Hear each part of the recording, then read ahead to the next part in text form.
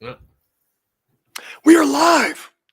It's the Pacific Rim Pro Wrestling Podcast, the podcast that takes you from Seattle to Tokyo and all points throughout history. In Seattle, it's Jim Valley, and we had crossed the Pacific Rim, the Pacific Ocean, to Tokyo, Japan, and Japan's leading author, journalist, and historian, your friend and mine, Fumi Saito.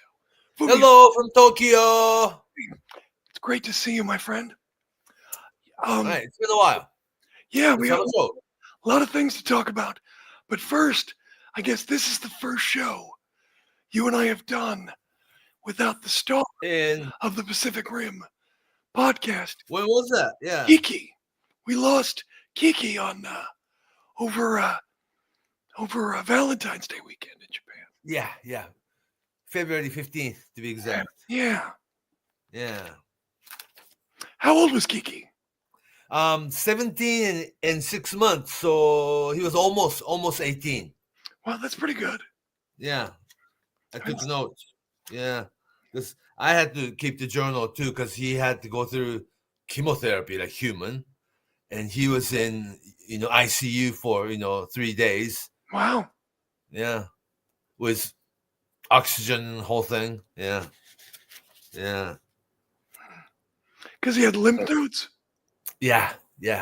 so he had cancer. Yeah, I took it out of. I mean, tried different medication, but at the end of that run, um, the vet suggested you want to, do chemo. I mean, to make him alive a lot longer, and yeah, well, but the spread. I mean, cat's body is not that big, Once start, cancer starts spreading, that lymph nodes really try to find place to go, right? Right. So yeah, much like human, and yeah, treated Kiki like human. So yeah. Kiki is a sweet girl, a sweet boy. And yeah, we've lost Fua and we've lost Kiki. It's Do you have any kid? You have another cat though, still, don't you? No. Oh. Kiki was At one point, I had 6 cats and a dog, right. and one by one, like the last 6, 7 years, one by one, they left, and Kiki was the last one. Was a baby when he came, but Right. yeah, he was the last one, and he just finally went over the rainbow, and yeah, I said goodbye. Yeah, that's very sweet. Yeah, it's very sweet. Kiki. Oh, that's right. Yeah. And they gave you a little heart with his paw print on it. Yeah, and then I have earned, like human. Yeah. Oh. Are you gonna spread his ashes anywhere? Just hold I on. have old urn here, and I'm looking for pet cemetery now. Oh, okay. Yeah. Well, Kiki made the show better.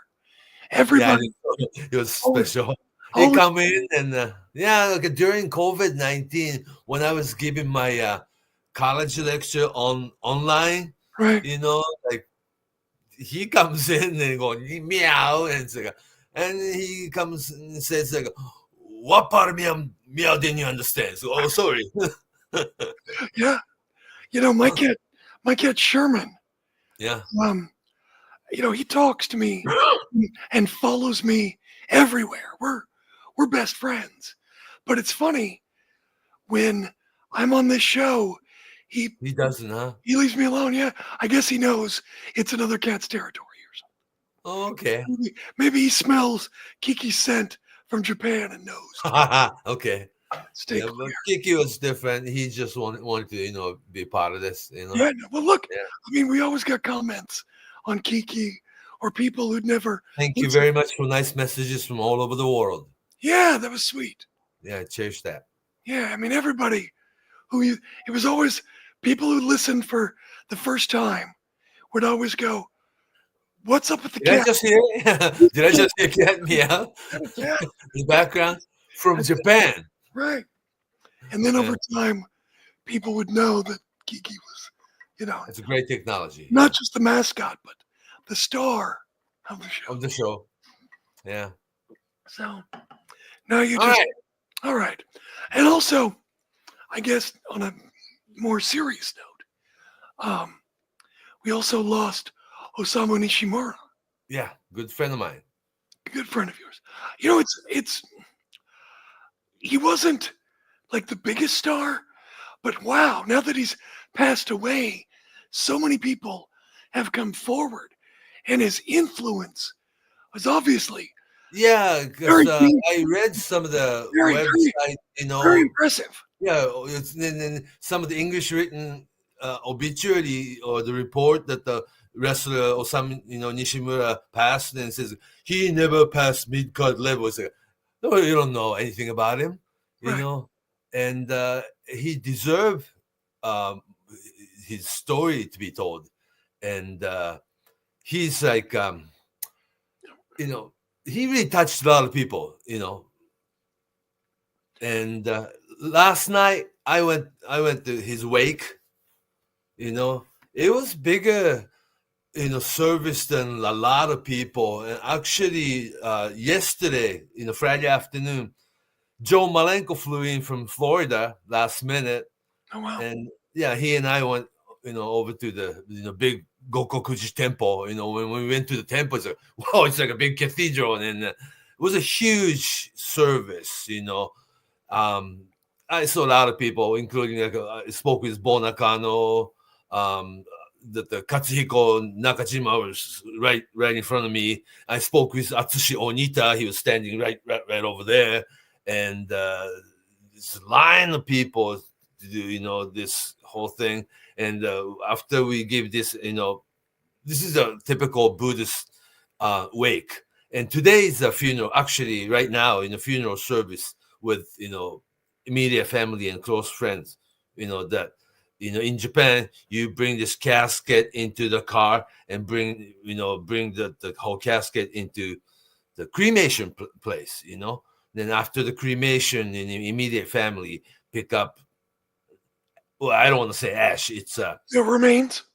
yeah, and into thing, with chopstick. This is really completely Buddhist, funeral thing. But the wake last night was like celebrating his life, Sure. and God, it's like I just mentioned like a Bonakano, the Atsushi Onita, the few people I spoke with over there because they were standing right really close to me. But so many people, so many wrestlers, and general wrestling fans, and also he was Bunkyoku City Council, like a Tokyo local politician for 3 terms, 12 years or so, and so he had that the politician or the local Bunkyoku community, and also he was born and raised in Tokyo, so he had friends from school, coming, and it was really huge. And today, yeah, funerals, the wake, open casket. So I was able to really saw him, the window open in the casket, and you can actually see him for the last time. And he passed the back the 28th of February. So it's been a week. So he was like until this service, he was frozen, right? So when you see him, it doesn't look like him anymore, But Right. it was open casket and say goodbye, and it was a lot of people came. But this is wrestling, podcast, and his legacy and his career. I think people Yeah, are interested in the human yeah, side. Didn't I know we spoke before, we haven't spoke after. Didn't some people eulogize him at the wake? yeah. The part of the funeral committee they put together was Keiji Muto and Tatsumi Fujinami, 2 people he had he was really associated with, and Right. also it's famous that Fujinami and Nishimura had beefed, and didn't speak for a decade, but that they basically made public comment a couple months ago that they forgave each other, kind of thing. Then he had to go. It's really sad. But yeah, and I saw the people, list of people at the temple who sent flowers, like from Riki Choshu to Tenru to, everybody in Japanese wrestling. It was like, well, a lot of people sent flowers, who wasn't there sent flowers, but a lot of wrestlers were there, and he is actually the interesting wrestler because, he was a young lion, class of 1991, New Japan young lion, and he was a wrestler who had a long, now, excursion is like the word, but he was sent to abroad, after young lion 3 years. And so he worked New Japan, and he worked States, Europe, and other places. Then back to New Japan. Then he worked Keiji Muto's version of All Japan Pro Wrestling. Then after he left New Japan, Muga World Pro Wrestling with Fujinami. Then he back to New Japan freelancing, All Japan, and also he helped to open a new wrestling company in South Korea, and he worked for Tajiri's wrestling new classic group, and he was also part of the Dory Funk Jr.'s Bang, Right. Yeah, he was Dory Funk, Ocala, Florida, Bang TV World Heavyweight Champion. Right. And, I remember that. Yeah, and then if you remember Dallas GWF, Right. Peresino's, he was GWF World Light Heavyweight Champion, and during his first excursion, and class of 91, the Young Lion New Japan Pro Wrestling Dojo is that his dojo mate was people like Kojima and Tenzan, Right. Shinjiro Otani and Tatsuhito Takaiwa.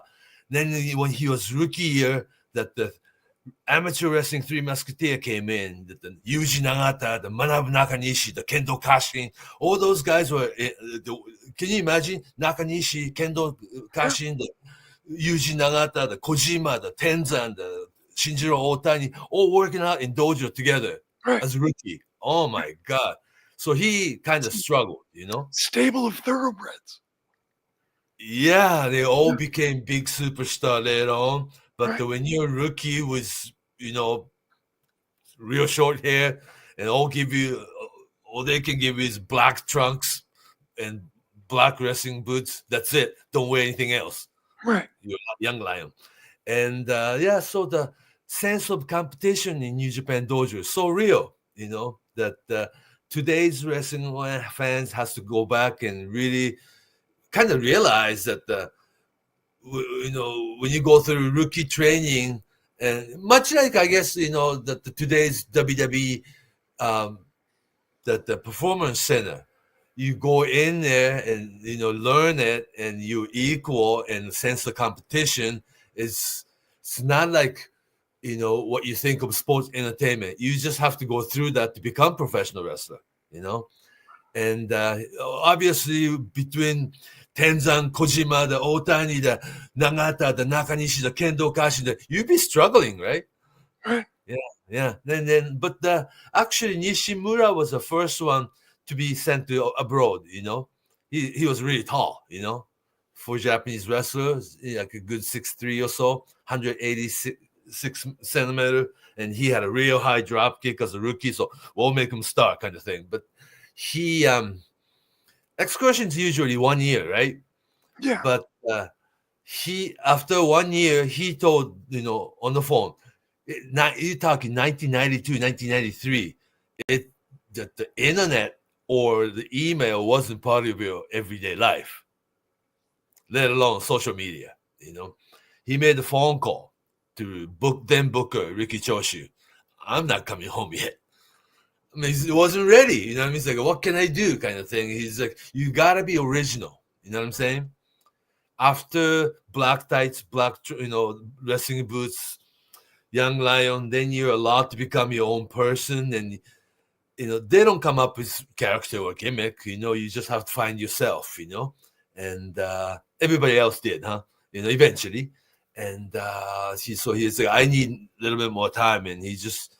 Riki Choshu saying it's time for you to come home, right? It's like, I haven't done anything yet. And then it's like they were going to fire him, but all I know is like, I'm staying. And also he was really interesting that he found had an apartment in Tampa, Florida.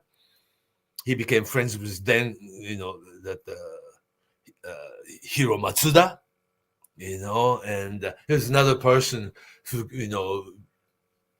quit Rikidozen Dojo and came to America, went to Mexico and Panama, up to Texas, then beating Danny Hodge to become NWA World Junior Heavyweight Champion, made home in Florida and became part of the NWA Florida office. Hiro Matsuda had legacy, and Hiro Matsuda became young Nishimura's mentor. Interesting, huh? Yeah. That's why Nishimura had a barefoot for a while. Black trunks and barefooted, kind of like Hiro Matsuda style. Right. And also 90s New Japan Pro Wrestling, or Japanese wrestling for that matter, that such high impact, like high spot oriented wrestling, right? So Nishimura went the other way. I'm gonna wrestle like old school, which he did the rest of his career.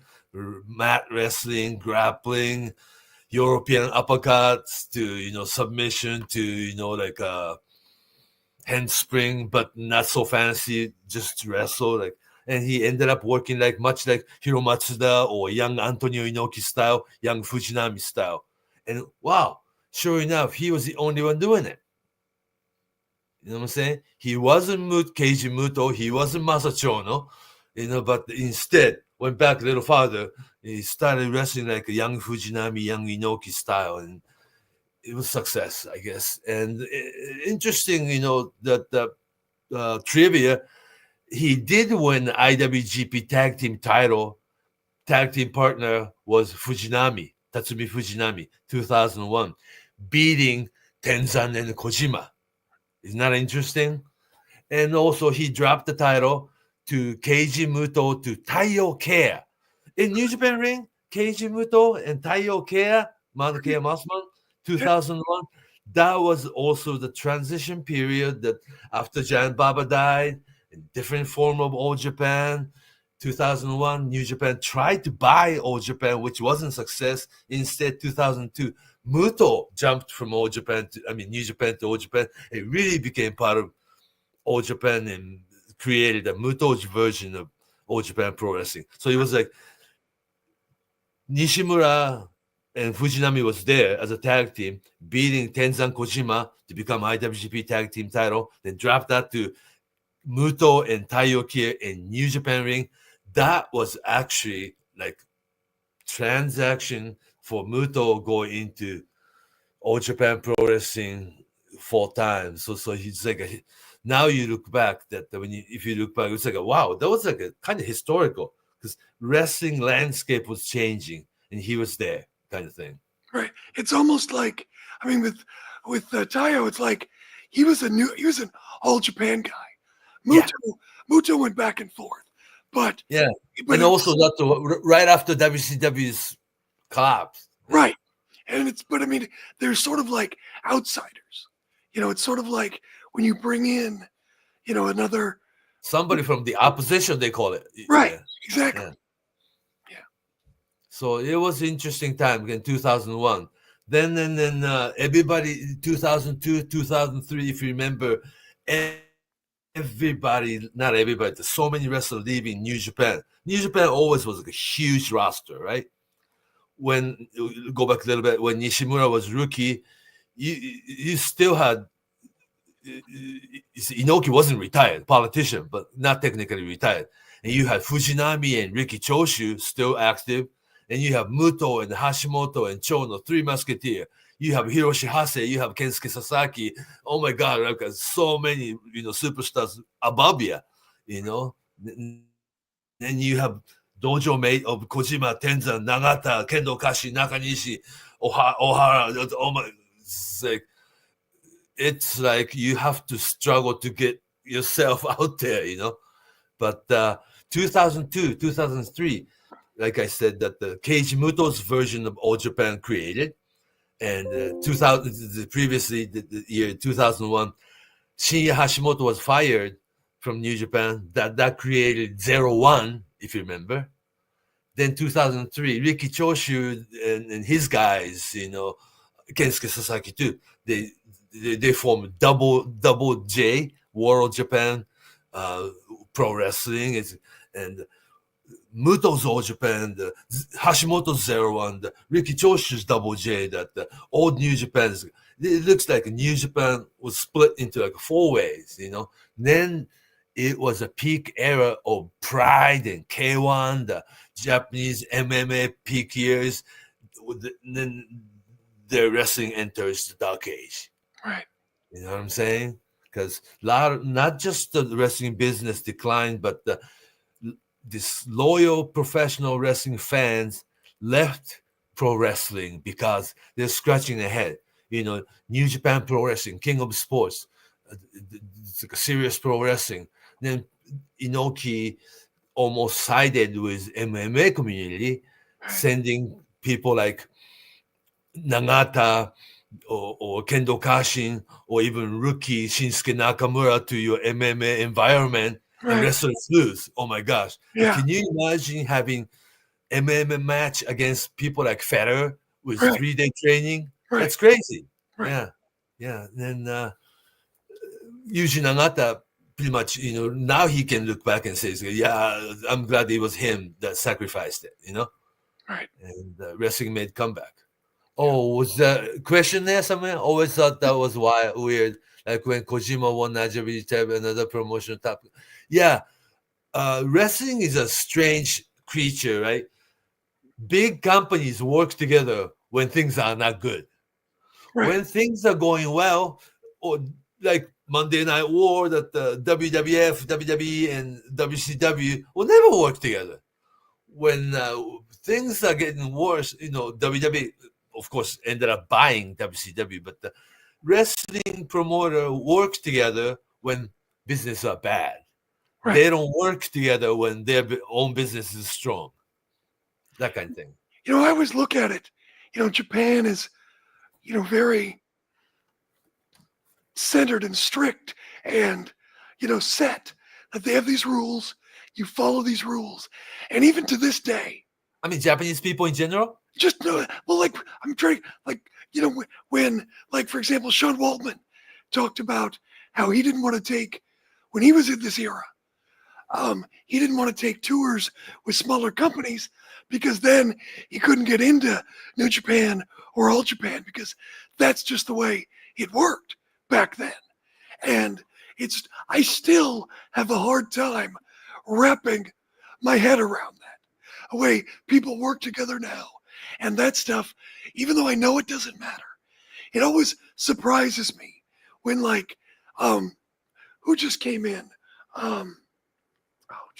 Anyway, it just always surprises me when I see people working together or collaborations and things, because it's still, for some stupid reason, locked in my mind about the old days. Oh, but make it more flexible, though, really. Oh, it's better. It's better. Yeah, because Sean, it was the case with Sean, Sean Waltman, that he worked smaller company, Universal, Japanese Lucha Libre company, but that's how he was discovered. Right. Then he is talented. Therefore, he had a tons of tour, like a short tour, lived in a bed and breakfast place in Tokyo and working for Universal, Lucha Libre style small company when he was 19. Maybe it was an offer from Noah or something.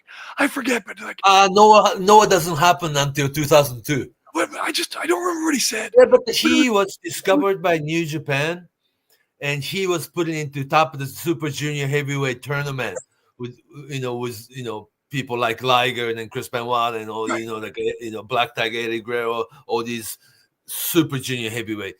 Then, by the time he finished with this Super Junior Heavyweight tournament, I'm talking about Sean, that he already was signed with WWE. Right. Yeah, so the rest.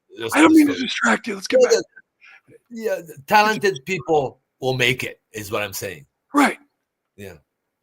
But another point was, when business is good in your own company and competing with other company, people don't work together. When business decline, that's when promoters start working together, like a title match against company A's title match, Right. heavyweight title, company B's title. Yeah, this person who just gave me question was that Kojima winning All Japan's Triple Crown, that's Yeah. a world title, and New Japan's IWGP title, and one same person holding IWGP and Triple Crown together. Right. But the business was so bad then. Right. You know, I remember that. Yeah, Yeah. not just wrestling business bad, but that was the era that you know we used to have a lot more wrestling magazines. That Right. was during the dark era that Gong magazine went out of business, Weekly Fight went out of business. Quite a few newsstand, tabloid paper that covered wrestling, went out of business. And Weekly Pro Wrestling wasn't all that strong, but it's changed structure, and they cut our money in half, and whomever wanted to stay with magazine stay, and whomever wanted to try endeavor, please go ahead and quit. And then I stayed with magazine another 7 years. I don't know to this day if it was the right decision or not, but yeah, so it was like that. It's Yeah. crazy how US wrestling and Japanese wrestling came unglued at the same time. The early 2000s was such a unheaven all over. Upheaval all over. Yeah. That's right. Yeah, That's someone in the chat, Don. In the chat, just a general comment. But yeah, when you think of Nishimura, what matches yeah. do you think of? Not just one single match, but the Okay. way he was doing things. Actually, this wasn't his first cancer. He had like an early 2000. He had his first cancer, which he, not cured, but he came back with. That's when he decided to, you know, actually live in Tampa, Florida, and work in Japan. The first wrestler and the only wrestler who did it. He wanted to have like a gaijin contract, like he wanted New Japan to treat him like a American crew, Right. and then the board member and the booker, and the creative booker Riki Choshu and Nishimura sat down, and Nishimura gave him this proposal. Like, I will be living in Tampa, Florida. Bring me in for each and every tour. Riki Choshu going, right? Yeah, like what other Americans are doing, you know. So he basically was the only Japanese wrestler who got a gaijin contract deal that they had the 8 round trip deal per year. New Japan paying for airfare and hotel. That he will be living in Tampa, Florida. He will be brought into Japan to do a 3-week tour here, a 5-week tour, 5 weeks tour here, 4-week tour, and as soon as tour is over, he goes back to Tampa, Florida. And when the next tour starts, he comes back to Tokyo and just wrestle and stay in hotel. And the tour is over, he goes back to Tampa, Florida. That's where he wanted to live, and he became friends with Carl Gotch. Oh, initially, very that the rewind the tape a little bit. That the first excursion in Florida back in '93 or so, he was staying at Brian Blair's house. First connection to very deep into American wrestling scene, right? And Brian Blair, offered his, like a little, had a little small, like a house right inside of his yard, and that's where you'd be staying. And that was really good. And at the time, Brian Blair was running Gold's Gym, Right. Yeah. and it was a place to work out and everything. And he was traveling all over the place. And he appeared in a lot of East Coast independent, including very early ECW too, and tried a lot of things, like a face paint, with like a great kabuki, great, Muta kind of character. And other places he tried different things. Then went to Dallas and, GWF thing. And this during 2000, early 2000, he lived in Tampa and became very close friend with Carl Gotch, and it was his time that when Koro passed in 2007, Nishimura and number one protege Joe Malenko were the two who the Korogachi had this will that cremate me, and then spread ash in this certain place in Tampa, which they did, and Nishimura was the one ended up making grave in Tokyo, Koro's grave, gravesite in Tokyo that remains to this day. Korogachi has memorial grave in Japan with his ash in it, and Nishimura did that, so he was responsible to a lot of historical things outside of wrestling, so that his influence, and it was able, not just in ring, which heavyweight championship he won or anything like that, or which good match he had. He had all the single match against Three Musketeers, or he had a single match against people like, Yoshihiro Takayama, and he worked all the Noah people, all Japan people, New Japan wrestlers in different generation, New Japan wrestlers. So he faced, or even during the 1G1 climax, he had a single match against Ric Flair in Japan. And so all the generations, he pretty much worked with everybody. That's legacy, I think. Yeah. So today's he right now, as of talking, that Nishimura being cremated, like right now. Gotcha. Yeah. So wake was real big thing, and run into a lot of people that I almost wished it wasn't such occasion. You know what I mean? Right, of course. But I told Joe Malenko about it. It's like, I wish it wasn't this occasion that I run into a lot of people and say hi. Haven't seen years, right? But he said, but that's the occasion that you celebrate his life, and people who care about him shows up. So we see each other and say hello. Oh, that's what it is. And yeah. And Joe Malenko flew in from Tampa, Florida for real, and he brought the envelope from Cauliflower Alley. Friends from Cauliflower Alley, Brian Blair, cash, some money in it, and the cars and writing, and gave it, gave the whole envelope to Nishimura's wife last night. Nakamura or Brian Blair is a really good guy. He's a good guy, Brian Blair. Yeah. He almost came. I'm sure he's in a lot of pain. His back is even with surgeries and stuff. He's feeling better, I guess, but still, I can't imagine him on a long flight. But So I think Nishimura's legacy need to be studied a little bit more. Sure. Not like a wrestler who never passed the mid-card level. No, it wasn't more of the things he's done in wrestling. Yeah. Right. Yeah. I mean, that's the thing. It's like a lot of, don't get me wrong, many talented people become main event stars and draw a lot of money. But just because you're in the main event doesn't necessarily mean you're the best. It's also what the public likes. Ultimate Warrior wasn't the best wrestler, and look, he's a person. I'm not degrading him, but I'm just saying it's like, it doesn't necessarily reflect on anything.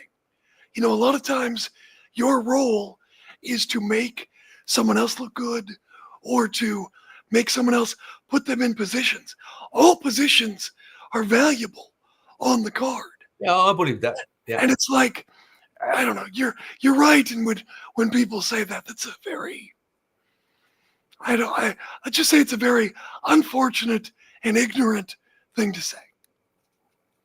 In today's wrestling fans, as if we are not today's wrestling fans, we're still fans, but the wrestling fan, love it. But today's generation's wrestling fan, when you wanna know something, you don't even really think about it. You Google it first, then get information, and you think you know it. Right. Well, then, not really giving a thought. It's also silly because today's wrestling fan knows, generally speaking, what's up.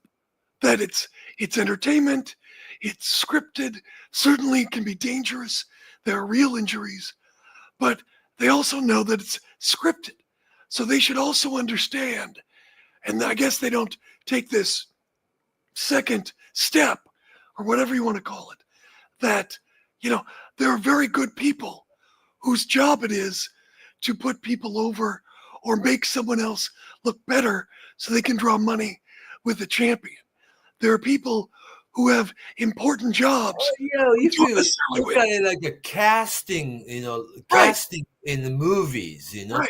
Exactly. certain guys have a leading role. Right. Some guy's a bad guy, evil. Some guy has a supporting role, which is so important to Right. make the story. Yeah, of course, everybody had the role. Right.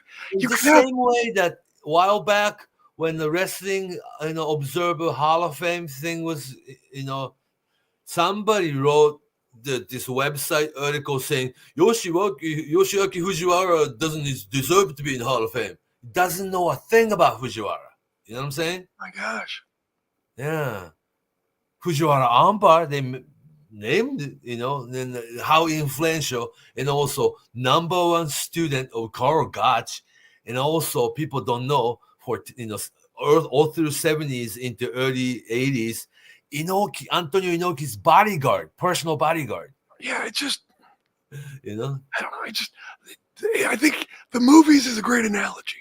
And Yeah. there are Academy Awards for Best Supporting Actress. supporting actor. Yeah. So, I mean, it's important. Oh, it's really important. You know, And also, like a character guys. Yeah. well, I Yeah. mean, I just saw Queen of the Ring That's right a good one. right Yeah. before the show. The story of Mildred Burke. Yep. And you know who's good in this movie? Which Tony Storm. Tony Storm's good, but her role is smaller. But Yeah. you know June who's Byers. You know who's good? Yes, Camille. Camille from NWA and recently AEW. I don't know Yeah. if she's still there or not, but not important. Camille plays June Byers. June Byers. She does a great job. Okay. She It's an could be important figure in wrestling. right. She could be a character actress playing like the bad guy who beats up, Black Widow's dead in the movies, but some other, Wonder Woman or whatever, those type of things, or be the bodyguard or whatever. She could do that sort of like, what was it, Torquemada, or was that something like that? You know what I'm saying? Playing those heavy roles, she was really good. And obviously she's the big heel. Well, Billy Wolf is the big heel, but she's the big in-ring rival in the ring. So, I mean, that's important. Yeah. I'm glad they made movie of Mildred Burke life story, Yeah. Mildred Burke is also very influential in Japan. exactly. Yep. It was, we sometimes we really have to study a real history out there, Right. Mildred Burke and her crew, like, the Mae Young and Rita and Babs Winga, all kinds. Gladys Killam Gillum. yeah. You know what's great about this movie, which I didn't expect, is they name and have a character for like everybody in the crew. Mae Young's in the movie. Yeah, that's good. Gillum. Real name, right? Yeah. Based on true story. Right. I mean, there's some Hollywood stuff, but I mean, Jack Pfeffer's in the movie. Al Taft. Jack Pfeffer, yeah. Yeah, so I mean, I think they're all the comments. Right. Well, they're too nice to all of these people. Oh, really? In my opinion. I haven't watched the movie. The movie hasn't come to Japan yet. I'm gonna watch it, of course. You read the Lipstick and Dynamite, and I also read Queen of the Ring, which is an excellent book. Excellent. And Mildred Burke was very influential in Japan too. She and her crew had very first women's tour in 1954. 1954. Right. Yeah. And Mildred Burke and her crew planted the seeds into Japanese women. She, while Mildred Burke and her crew were in Japan, they trained Japanese women wrestler. In 1954 was the year Riki Dozan and Masahiko Kimura had a historical tag team match against Sharp Brothers same year. Right. And beginning of television was beginning of wrestling in Japan. And how many refresh our memory? How many people watch that? Watch the Sharp Brothers? And the entire country. Yeah. It was the beginning of television. Right. Beginning of television was beginning of wrestling, and beginning of wrestling was beginning of television in this country. But I'm not so proud of it. But the Riki Dozan didn't want to have anything to do with women's wrestling. And coming from sumo world, that sumo tradition, that the female women will never be on this sumo, dohyo ring. It's a traditional thing. It's really, sexism, but that's the way it is. Anyhow, but the 1954, that the GHQ was still in Japan. GHQ, General Headquarters. There was a war, remember? U.S. against Japan. Right. There was a Pearl Harbor in 1941. There was a Hiroshima. There was Nagasaki in 1945. In 1951, 6 years after the war, San Francisco peace signing, and Japan became independent again. And 3 weeks later, professional wrestling already came into Japan with Bobby Brand's. Actually, it was a tribute to Troops tour, not aiming Japanese audience, but it was tribute to the troops in Japan and U.S. occupation, of course. And then they went to South Korea. Korean War was happening already, and 1954. Same year, Riki Dozan officially opened, Nippon Pro Wrestling with Sharp Brothers. Mildred Burke came in and planted the seed, to women's wrestling in Japan. But as early as 1948, Japanese vaudevillians are running women's wrestling in Japan too. So it's like different evolution of women's wrestling. But yes, Mildred Burke came to Japan in 1954 and planted the seed. And also one more influence was that 1970, All Japan Women's Matsunaga brothers, who ran the family who ran All Japan Women forever until 2003 or whatever, that they went down. But for 40 years, All Japan Women and Matsunaga brothers were almost a monopoly of women's wrestling, right? Matsunaga brothers and Mildred Burke signed the deal in 1970. Brought Mildred Burke's 1953 World Heavyweight Champion belt. Basically, to make a long story short, Matsunaga brothers bought the belt and World Heavyweight title rights for Mildred Burke, and that became WWWA World Championship red belt. That red belt, the symbol of All Japan Women's, all the way next 35, 40 years, it was actually Mildred Burke's belt. I mean, not the physical belt. They made the belt, but the lineage. They paid the lineage. Yeah, so it became red belt. So in a way, Mildred Burke was a founder of women's wrestling in Japan too. In a way, yeah. Do we know where the physical belt? Did she give them the physical belt or just the lineage? Title. Right. If Mildred Burke recognized this championship is the real world title, right? You got it's like a blessing. She didn't give them a physical belt. I don't think it probably had, but it disappeared. Mildred Burke's belt and a little bit, the different lineage, but the Fabulous Moolah's belt, they both had their picture on the belt. Remember? Right. That the first belt Mildred Burke brought to Japan, they had Mildred Burke's face picture right on the belt. Right. Yeah. But Moolah did come to Japan and defended her world title too. A little bit confusing, but Matsunaga brothers were authentic enough that they didn't just create world title for Japanese company. They got blessing from Mildred Burke and purchased the right to call it world title. So it's more legitimate, I guess. I mean, for the audience, you don't just create, world title. I mean, you can. This is wrestling. You can create world heavyweight title today. You can too, Jim. But Right. it was that Matsunaga's way to have this like legitimate lineage from America and the blessing of Mildred Burke to recognize this title, and it became World Women's Wrestling Association, I think, World Singles Championship, and it stayed with All Japan for the rest of the time. It was interesting. Right. So the Mildred Burke, influence is there. Yeah. Yeah. Fascinating. I mean, because history is interesting that they didn't just make up the title, and yeah, but there's a both authority that the Fabulous Moore's title came to Japan too as well, right.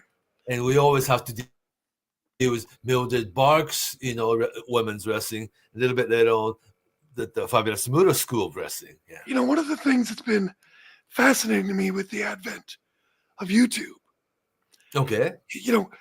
When I was a kid, you'd see Judy Martin or Leilani Kai? Vicky Williams, Leilani Kai. Okay, Vicky Williams, okay. They'd come through Portland. They'd wear, once a year or so. Yeah, they'd wear the swimsuit, and they'd have a very boring match, and they'd do whatever. And it's fascinating now to see, like, for example, Leilani Kai, Judy Martin in Japan, working that fast-paced, athletic style, because they're much younger then. They're much younger too. But I mean, even when the Glamour Girls were wrestling Jumping Bomb Angels, and they were older and a little heavier, they still, kept up and did, fairly impressive matches. I guess that leads to my question. Did Moolah, when she wrestled in Japan, did she pick up the pace? Or did Moolah actually come in for like a 1 week and have 2 matches. Okay. Title match.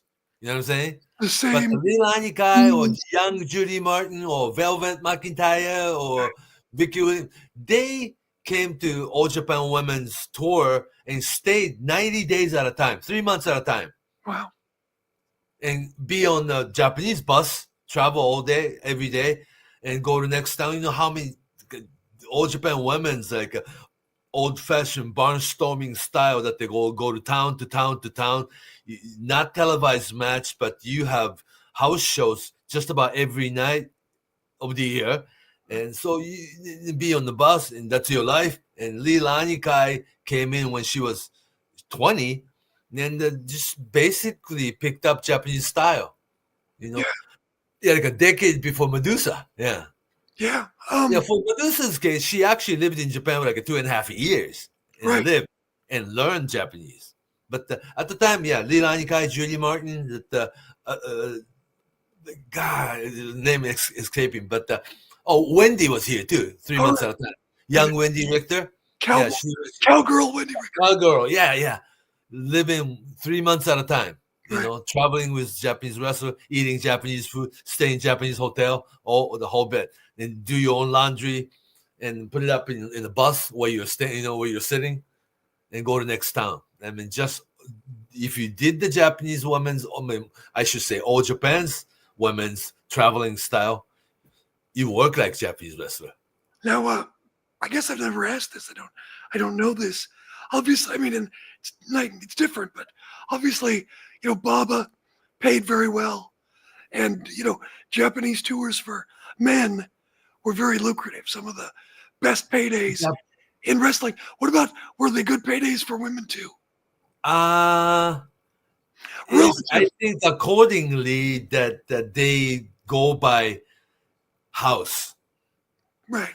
I don't think it's nearly as good as Giant Baba's or Inoki for that matter, because both Giant Baba and Inoki's New Japan, they had Nippon TV Channel 4, Channel 5, TV Asahi's a network budget, annual budget to run the company then. Although All Japan Women had the Channel 8, Fuji Television, but it was always not like they dropped the fund, you know what I'm saying? So Right. I think All Japan Women was always cash-oriented business. The Matsunaga brothers counting cash at the box office every night, kind of like a real old-fashioned. And they paid wrestlers with cash, put it in the envelope. Right. Some night, some month they paid you so much the envelope stood like a myth. You know what I mean? Okay. So they paid well. They were known. When they are good, yeah. Okay. Okay. But not like Stan Hansen, Bruiser Brody money. No, of course not. I was just Yeah. curious if working Japan was also the most lucrative for the women as well. And Really? also, women's wrestling in 70s, into even into early 80s. If you don't work with Mura as Mura's opponent, you don't have a job. Right. One match among, could go to any town. 7 male matches, you might find one female match. 2 women wrestlers coming from Mura school, Right. and that's like a lot of times that's the match you go to concession to get your hot dog. Right. So it was different. When you come to Japan, you work every night. Right. Therefore, you pick up Japanese style. Interesting. Yeah, and then wrestlers, another thing that today's fans we have to remind ourselves that wrestlers, old-fashioned professional wrestler, work in the ring almost intuitively. You just know a couple, 3 high spots, but not like move by move. Right. Every step of the way, like today's wrestling. Right. You go in the ring and then call your match in that ring. And Right. sometimes you work intuitively. Sean Waltman was saying that too. In the first few tours, he didn't really pick up Japanese, right? But you look at each other in the ring, you kind of understand what you want to be doing intuitively. Right. Yeah, that's like old-fashioned wrestling. Well, I mean, it's like a dance. If I'm Yeah, I guess, yeah. If I'm in the corner wide open, you got to come and kick me or do something to me. Vader you. Yeah, I'm wide open. This is the signal, or I'm whatever I'm doing. Arm drag. Get up and I'll give you one more arm drag. Right. Yeah. There's rhythms, there's patterns, and there's body language. And also like a wrestling code saying like you give your side headlock, you whisper international, then you go into international. Right. Yeah. Those are good things. Or the Iggy on the head. Or the Oh reverse. yeah, the wrist. Yeah, the wrist. Yeah. Switch reverse. over. Yeah. Yeah, interesting. Yeah. But those are the things they shared. Right. Yeah, almost tribal language, right? Exactly. Well. Yeah. That works in Japan too. Oh, of course. Yeah. Yeah. Now I'm getting off topic. Was there any match that's famous? Like someone came in and it broke down because they just didn't have the signals down? When? Anytime. Is there any famous disasters from miscommunications like that? I don't know. There's some miscommunication in any match. Yeah. The wrestlers are there to pick up seconds later. Yeah. Well, sure. Like, ask Roddy Piper, Yeah. Yeah. So that's like a camaraderie of wrestlers, I think. Oh, I agree. I agree. Yeah. Did you want to talk about how another topic I wanted to cover today was that you mentioned that the Japanese fans taking the stipulation more seriously. Yeah. I'm talking about Tam Nakano and Kamitani's one quitting company and all these. I'm not buying it. It's all storyline.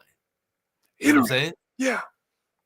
Yeah, but then again, much like what we were talking about 5 minutes ago, that today's fan Google things before you even think about it, right? Right. And ended up being more gullible than yesterday's wrestling fans because they buy into storyline much more than like without everything wrestling fan. You know what I'm saying? Then they, probably more often. Okay. So single match, one star, another star, single match. One loser. Well, your loser leave town match or Right. loser has to retire match actually happened. If you remember, beauty pair Jackie Sato against Maki Ueda single match. I mean, superstar Right. beauty pair, right? At the end, Jackie Sato and Maki Ueda had a very important single match at the Budokan of all places, and winner Jackie Sato stayed, and Maki Ueda actually retired. You know, and it was like actual retirement. But it's kind of like you're reading book. Retirement was set already. Right. Therefore, the return, that the loser retire match was produced. Let's get But some money out of this. on this one, Tam Nakano and Kamitani, I don't believe neither of them are retiring or quitting the company. It's like, and what's interesting about today's audience is that, well, but they erased the, so and so's name from the website. Of course they did. It's part of storyline. Right. That the Tam Nakano's contracts with Stardom being expired. I mean, terminated as of today. Of course, it's storyline.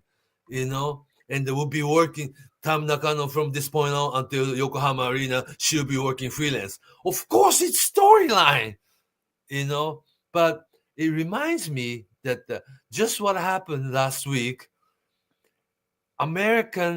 today's American audience or English-speaking audience all over the world is Right. taking this John Cena heel turn so seriously. Yeah. They think it's the biggest thing ever in wrestling history. Right. And it looks just like Bash at the Beach, Hulk Hogan, NWO, creation, right? Does that look just like it? Right. I mean, for you and I, we're old fart. Let me say this. John Cena, for the fans that grew up with him, he's the greatest of all time. And you know something? And the best babyface. Right. And look, you have turned me around on something. I don't think I've ever told you this. When we first started the show, people would ask, or I would ask for them, who's the greatest of all time? And you would say it's generational. And I always thought secretly to myself, and I didn't, it's not a big deal, but I always thought, okay, that's kind of a cop out. However, now that I've grown older and wiser, I agree with you. I think it is all generational. And What you grew up watching. Right, what you grew up watching.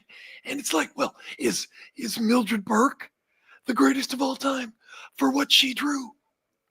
Or is Becky Lynch? Buddy Rogers. Right, or whomever. And it really is the time. You can't really transfer things accurately. The pay-per-view era, or Jim Londo selling out 100,000, or whatever. Bruno Sammartino. Right, exactly. I just think it is all generational. So thank you for that. Your wisdom. I give you nothing but credit. I was wrong. You were right. Because Giant Baba, today's kids don't know who Giant Baba is. But Right. he was the biggest star until Antonio Inoki. Right. And whoever grew up 90s into 2000, biggest legend is Keiji Muto, Mitsuharu Misawa, Kenta Kobashi. Right. But they all retired or not with us. You know what I'm saying? Right. Yeah. Yeah. Last 20 years, last 2 decades straight, John Cena, biggest superstar. Right. Yeah. And for today's one, I was thinking today, see, Hulk Hogan is what, 72 now? Yeah, I think so. Something like that. Yeah. So for today's fan, Hulk Hogan is like Lou Thesz when we were kids. I think he's more. I think he's Strangler Lewis. Strangler Lewis, okay. I think he's Strangler. But somebody being 72 is way too old to even think. Yeah. No, he's the beginning of wrestling. It is not even the beginning, but But for icon. For thousands of fans, maybe millions of fans. Of course. And for casual fans, for everyday people who don't follow wrestling, he's the beginning. The beginning, yeah. And I mean, he's not much like Inoki's being beginning, huh? That's what I'm saying, yeah. But John Cena, I just want to say this. It is too soon to say John Cena's heel turn is the biggest of all time. It's But got kids are saying it. right. And look, that's fine. Was it shocking and well done? Sure. However, it hasn't drawn, WrestleMania is already sold out. So it's going to be a month or two before we see the tangible results of this heel turn. The proof is in ratings and box office and things like that. It's like WWE is already on fire. Will it increase everything in the next till the end of the year? While John Cena's doing this, and then you can say it's the biggest thing ever. Yeah, but It's too soon. It's too soon. But actually, he is the one retiring soon. Right. So he's not staying to increase the Till March sales or anything like that. But December. The entire heel turn, the whole purpose is to make Cody Rhodes even bigger superstar. Right. Yeah. Right. That's his role, I think. Yeah. Yeah. Because, American wrestling fans traditionally don't like babyface against babyface match. Right. Somebody has to be heel. Oh, And Cody, obvious babyface. Cody is the new John Cena. Yeah, so biggest babyface. Therefore, people don't like babyface against babyface in America. Right. So John Cena had to be the bad guy. Yeah. But also, the bad guy role he can have in the movie now.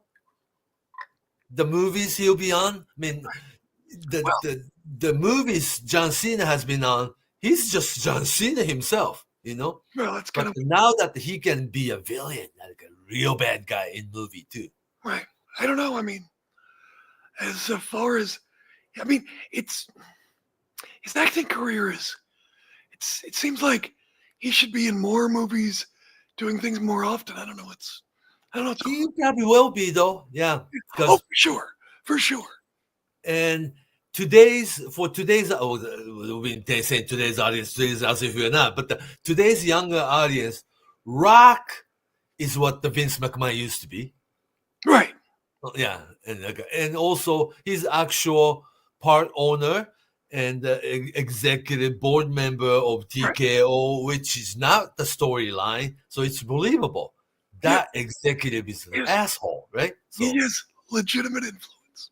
Yeah. So like what Vince McMahon was back in 1998, 99, storyline. I hope not everything.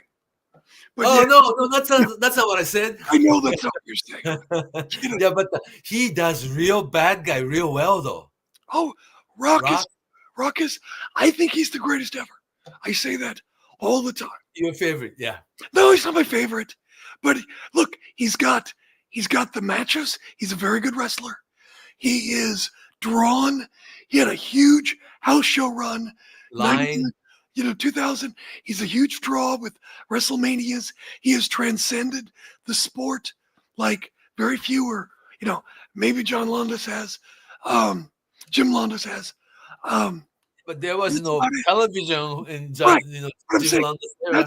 That's about it. So I mean, granted, people say, "Oh, he didn't wrestle as long as whomever." And I'm like, look, if a kid graduates college at 16 or 13, he still graduated college.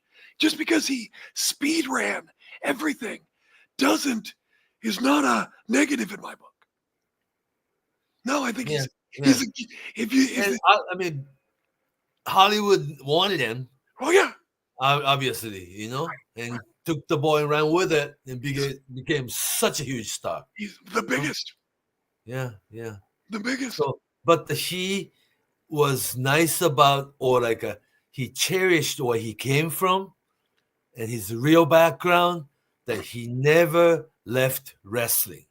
Right. That's what that's how real he is. And now he's part of the storyline. Actual part owner, board member, and executive with TKO. So you need the real figure, that to be believable. And he is like an evil owner of WWE, much like Vince McMahon used to be. Right. Yeah. He should stay bad guy. Yeah. So, did we cover a lot of ground? I think we did. I think we I think Yeah, we with did. Nishimura, Mildred Burke, John Cena, Rock, New Japan, Yeah, generational, regional. yeah. Yeah. Taking a picture. How long we been? About an hour and Okay. some change. So that's good. Yeah. So it was a good thing that I went to Osamu Nishimura's Yeah. wake and saw a lot of Oh, people. Spoke with Bo Nakano, who was also a good friend of Nishimura's, and I stood next to Onita. Actually, Nishimura's very last match last summer. I mean, like last professional wrestling match was Onita's death match. oh You know, wow. yeah, Onita Yaguchi and 80 or 82 years old Dory Funk in it, and Oh yeah. Nishimura carried the match. That was his last match. Wow.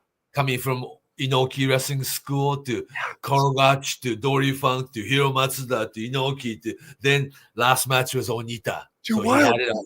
Yeah. Yeah. Wow. It's, So he had it interesting. All Japan, New Japan, Muto, this every aspect of school of professional wrestling he touched upon. right.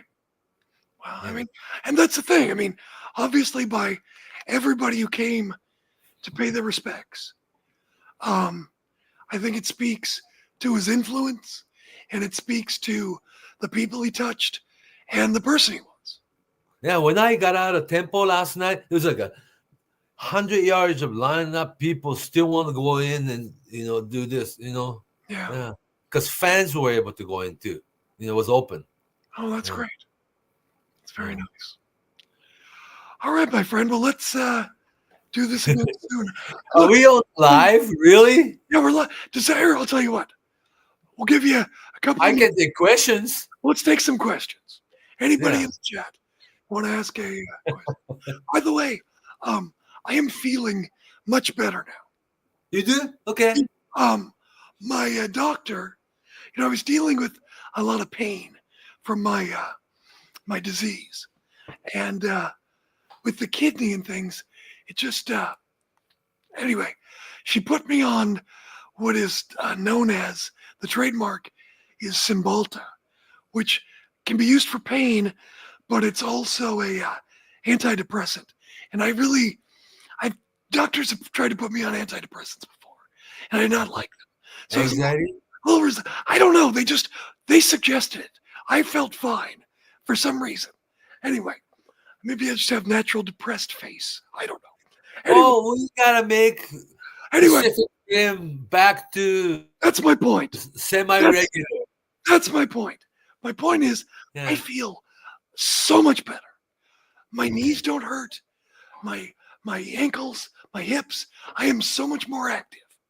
I've been cleaning the house. I've been out shopping. I've been You've been doing walking too, right? walking. Yeah. No, I'm doing great. Part of this problem why we haven't been doing things is I've still been tired and fatigued. Yeah, it's okay. That's okay. That's on me. I want everybody to know. That's on me. So let's but I think things are better. I feel like I've turned a corner. So all right, That's good. That's couple good. of questions here. Don wants to know any thoughts on that's a good Ozawa. question. Oh Ozawa. yeah, I think this guy is very, very special. Yeah. That guy's very special.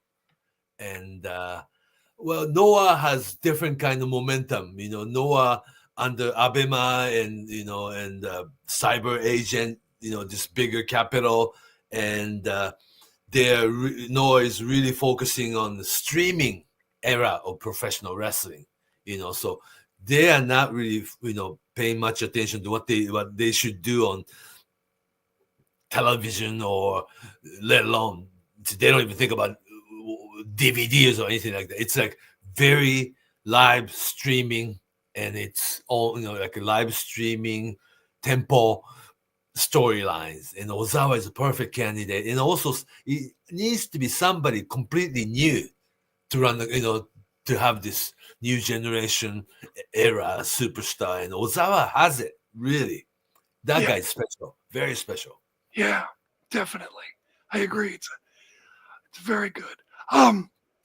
Dom is going to Japan next week and going to seven wrestling shows. 7 wrestling shows. Very nice. What are the best pro wrestling bars or restaurants to visit? Yeah. Wow. Well, obviously, if you've never been, Well, you but could, you gotta go to Todokan, like right? your museum library or the gimmick Mart shop. You gotta Yeah. go there. Totokan is a huge.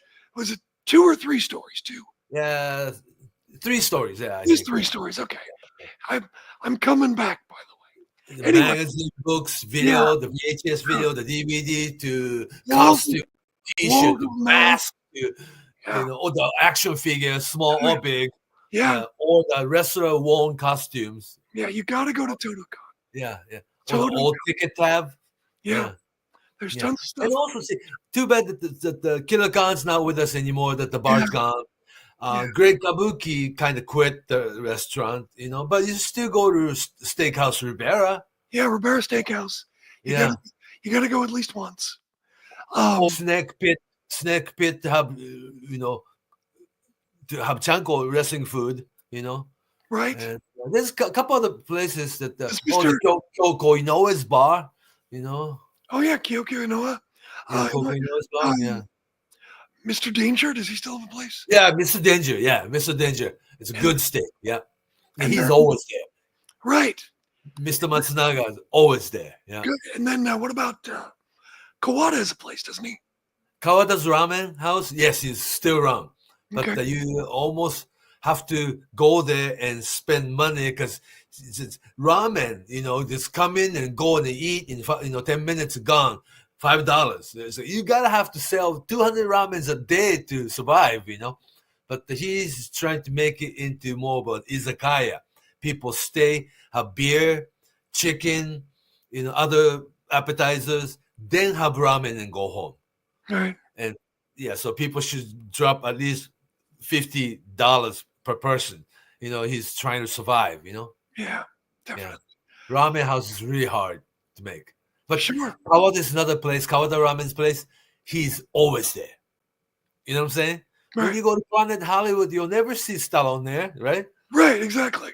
Yeah, but when you go to Kawada's ramen house, he's always there. When you go to Steakhouse Danger, Matsunaga's always there. It was like Bo Nakano's bar. She's not doing it, but we were able to see her. Right. Right. That was so special. Yeah. I got But to see- there's always more places. I can't think. A few other places. Yeah. Sure. What was I gonna say? He was sweetheart. I got a picture with him. Right. Yeah. That's Yeah. good. That's good. That's good. See, but He actually comes, Killer Khan of all big heel, right? He Right. comes and sit right next to you and well, give a story. we were there on New Year's, and Yeah, he sang. Yeah. Yeah. It's on Yeah. my YouTube. You can find it. Yeah. Yeah. Um, Yeah. He sang. It was so funny. I mean, Yeah. Yeah. that And he was friendly. oh gosh, yes. Yeah. We stayed there like 3 hours. Oh yeah. Yeah. I mean, we hung out and I mean, I bought merch. We bought merch. Yeah. Bought it. I'm so glad I did. That second time, I'm so Yeah. glad that I bought another T-shirt and Yeah. a shopping bag. Total bag. Yeah. Yeah. Actually, this is slipping my mind, but there are a few more wrestling themed bar. If you're a DDT fans, there's a DDT run restaurant. Oh yeah. There's a red one and the blue one. Yeah. Man, they only had the blue one when I was there. Okay. I think the red is the T-shirt. Ready the t-shirt. You're right. The Right. blue is the shopping bag. So this. Right. This is and when I go grocery shopping, boy, do they always stare at this. Of course. Yeah. They're like, what is that? Killer Khan? Yeah, who's that? Killer Mongolian? Silly. Yeah, when I go to Trader Joe's, they're like, what the hell? I'm kidding. I'm kidding. Yeah. I'm wearing wrestling. Oh, very nice. It's a Hana Kimura, the hoodie. Oh, that's right. Yeah.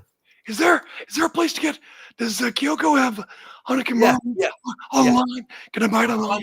Hana Kimura and NPO, non-profit organization. Remember, Hana, that the March money will go right into non-profit organization Hana Kimura because this court battle against Fuji Television is Okay. taking up a lot of money, lawyer fee, all that, So there's a So, way to donate money to that NPO. so it's I Hanukkah. broke 100. Was he selling I broke 100? No, I think that was an American T-shirt. he just had pictures, T-shirts like the bag, and then he had pictures up of him fighting. Yeah. Right, him with Freddie Blassie, him Yeah. with in All Japan. Oh, and then that young picture of him where he was a handsome young man. Yeah, basketball player. Yeah, Yeah. he, Of course, he's tall enough to be playing basketball. yeah, he's a handsome young man. Anyway, is it Hanakamura NPO? Yeah, remember Hana. Remember Hana? Okay, Yeah, is NPO. Yeah, great. Oh, jeez, you're so nice. and also Kyoko is running giving seminar just about every weekend. Thank you. Very sweet of you. Thank you, That's Sparkle. You're very Yeah. sweet. Thank you. Sweet. Thank you very much. That's very nice of you, Sparkle. Yeah. All right. Well, we'll come back and do this. We're Yes, maybe today's, I keep saying today's fan, like it's a bad thing, but Right. we're like doing the Wayne's World. What do you mean? That's an old movie, Wayne's World. Talking to each other from somebody's basement. Oh, I got you. Sure. Yeah. With What? no back then. Okay, Hang on a second. you're producing your own cable TV from your basement. Wait, that makes me Garth. Garth, I'm the cool guy. Yeah, I'm not worthy. I'm not worthy. Wait a second. Yeah, and then later on I become Austin Powers? I guess so. Yeah, and that's Yeah. funny. I guess that makes me the church lady. I don't know. Yeah, but the Wayne's World was great, epic. Yeah, it's very I funny. think so. But now it's all podcast. Now I'm glad that the technology, we are actually from Seattle to Tokyo to we're in the different parts of the world. It's crazy. Isn't it though? Well, not sound like David Byrne, but it's like, how did I get here? I mean, talking about Dom, who's going to Japan, that's how we got here. Is I went to Japan with my wife in 2007. So this is pre-phones. This is you checked your email a lot, and there were internet cafes and things, but you couldn't go online. A lot of translations. Not on this, right? No, but I mean, like I couldn't find online Japanese cards that were going to be there playing or running when I was in Japan. So I talked to Dave Meltzer, thinking, "Oh, Dave will know. He knows everything." He goes, "No, contact this guy Fumi," and this guy Fumi took care of me, and we've been.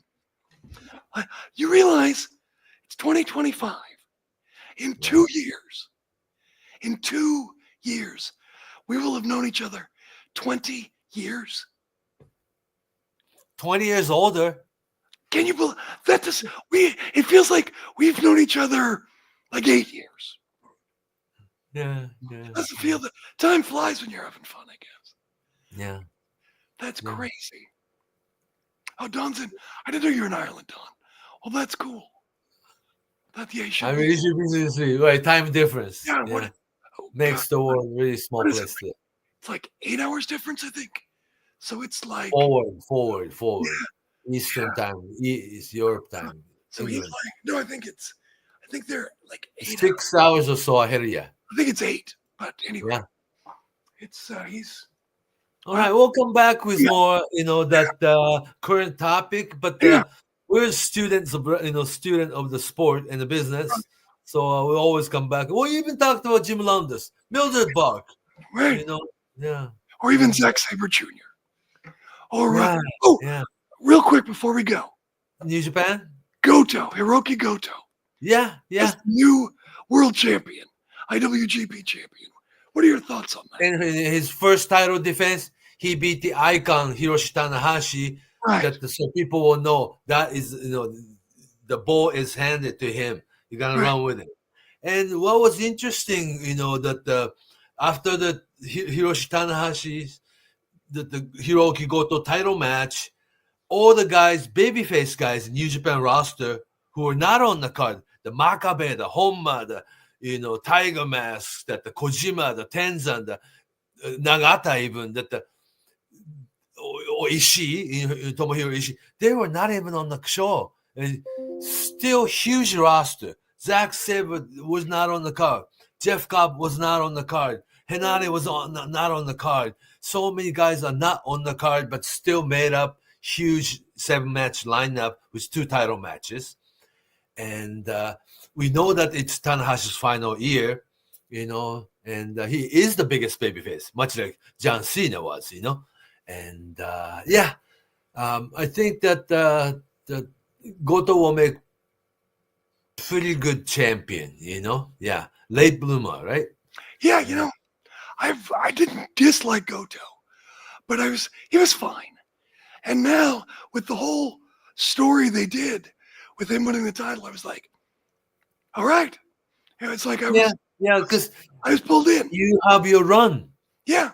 You know what I'm saying? I was rooting for him, absolutely. Yeah.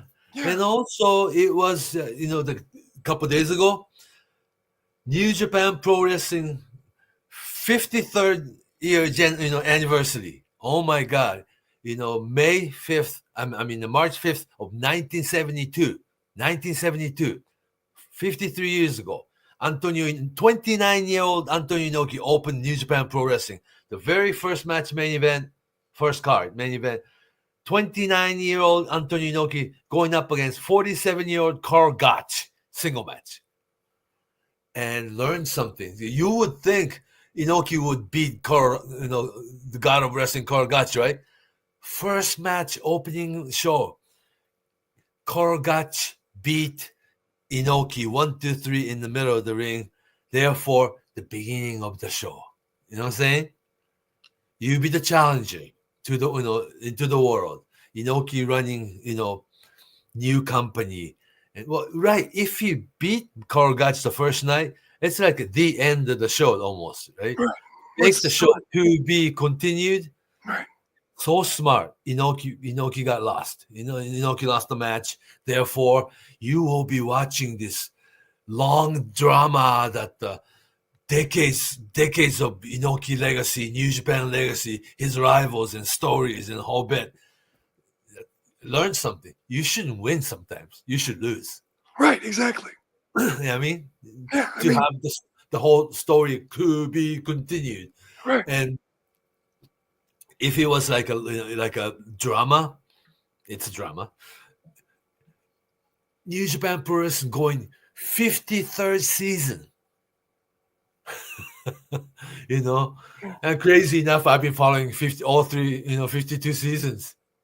So that's crazy. No, that's great. We love that you're here. And we're sharing knowledge. And, the whole reason we started this thing, because you wanted to impart your knowledge on people. Well, I want to share this, and I feel that it's you and it's our role to hand down what we enjoy to generation after us. Right. Not everything started with internet. Right. There was wrestling before Hulk Hogan. And Vince McMahon. Yeah.